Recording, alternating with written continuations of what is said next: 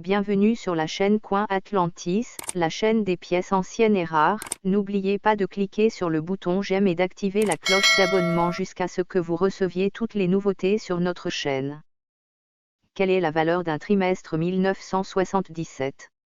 C'est une question que beaucoup de gens se posent et il peut être difficile de déterminer la réponse. La valeur d'un quart de 1977 dépend de son état, de sa rareté et d'autres facteurs. Dans cette vidéo, nous discuterons en détail de la valeur d'un trimestre de 1977. Nous examinerons également l'histoire et les caractéristiques de cette pièce. Donc, si vous vous demandez quelle est la valeur d'un trimestre de 1977, cette vidéo est pour vous. Histoire du trimestre 1977. Regardons d'abord l'histoire du trimestre 1977. Le quartier de 1977 est l'un de ce qu'on appelle les quartiers de Washington. C'est l'une des pièces les plus emblématiques de tous les temps, connue dans le monde entier sous le nom de pièce de 25 cents, quart de dollar, des États-Unis. Le quartier de Washington a été présenté au public pour la première fois en 1932, dans le cadre de la série de pièces commémoratives de la United States Mint. La pièce était destinée à honorer George Washington, le premier président des États-Unis, pour son 200e anniversaire. L'avers, recto, de la pièce représente un buste de George Washington, tandis que le verso, représente un aigle tenant un groupe de flèches sur deux branches d'olivier. Ce dessin symbolise la volonté des États-Unis de se défendre mais aussi leur désir de paix.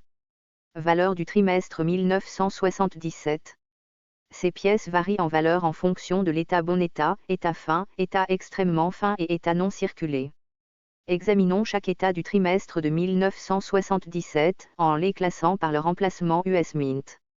Autre caractéristique du trimestre 1977. Il y a une poignée d'autres caractéristiques à examiner lorsque vous examinez un trimestre de 1977. Regardons la composition du métal, les marques d'atelier, sa taille et son poids. Composition du métal. Le quart 1977 est composé d'un mélange de cuivre, 91,76%, et de nickel, 8,33%, ce qui lui confère une durabilité. Des décennies auparavant, le quartier était construit en argent, mais tout cela a changé afin d'économiser un peu d'argent et de conserver l'argent pour d'autres usages. Marque d'atelier. Les marques d'atelier sont de petites lettres qui identifient l'emplacement de l'US Mint où la pièce a été fabriquée. Il s'agit d'un code alphabétique, avec S représentant la monnaie de San Francisco, P représentant la monnaie de Philadelphie et D représentant la monnaie de Denver. Le trimestre de 1977 a été fabriqué dans les trois emplacements de la Mint. Taille et poids. Le quart n'est pas la plus grande pièce utilisée aux États-Unis, mais il est le plus gros et est également largement utilisé. Le diamètre est de 24,3 mm et le poids est de 5,67 g. Valeur du trimestre 1977. Ces pièces varient en valeur en fonction de l'état bon état, état fin, état extrêmement fin et état non circulé. Examinons chaque état du trimestre de 1977, en les classant par leur emplacement US Mint. 1977 non Mint marque valeur du quart. Le quart sans marque d'atelier de 1977 provient de l'emplacement de l'US Mint à Philadelphie, en Pennsylvanie. Pendant la majeure partie de son histoire, à part quelques rares occasions, il n'a pas utilisé de marque d'atelier sur sa pièce. Ce quart n'est pas aussi rare ou précieux que certaines autres versions de cette pièce. Il y avait 468 556 000 de ces pièces frappées. Cela signifie que quel que soit l'état dans lequel il se trouve, qu'il soit bon, fin, extrêmement fin ou non circulé, il vaudra probablement environ la valeur nominale, soit 25 cents. Cependant, la version la plus précieuse de cette pièce est une brillante pièce non circulée, où elle est dans un état extrêmement vierge. Celui-ci pourrait rapporter environ 6,65 $. Il y a cependant un quart aberrant qui, dans un état presque parfait, s'est vendu aux enchères pour environ 200 $. Valeur du trimestre D de 1977. Le 1977 D quart, ou 1977 Denver Mint quart, est la deuxième version la plus courante de cette pièce. Il n'y avait que 256 524 978 de ces pièces frappées et mises en circulation. Cela signifie que s'il est en bon état ou en très bon état, il vaudra probablement environ 25 cents, ou sa valeur nominale. Cependant, sa valeur augmente un peu au niveau de la condition hors circulation. Un quart des 1977 non circulés peut rapporter environ 6,65 $ en parfait état en moyenne. Il y a eu une pièce dans un état presque parfait qui s'est vendue récemment aux enchères pour 430 $, il est donc possible de trouver l'exception à la règle. 1977 S trimestre valeur. Le quartier S de 1977 a été frappé à l'emplacement de la monnaie américaine de San Francisco, en Californie, et c'est le moins courant des 3 quarts frappés. En fait, seulement 3 251 152 de ces petites pièces ont été frappées ici. Ces pièces sont considérées comme des pièces de preuve à partir de 1977.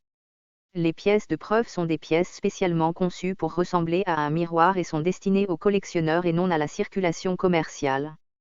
Les pièces de monnaie de preuve ne valent vraiment beaucoup que si elles sont dans un état non circulé, ou essentiellement proche de la mint. Ils valent leur valeur nominale, 25 cents, en bon état et en très bon état, et en parfait état, le quart S de 1977 vaut environ 4,52 $. Cependant, une exception était un quart de preuve qui était une pièce en parfait état absolu. Il s'est vendu 340 $, ce qui est assez impressionnant.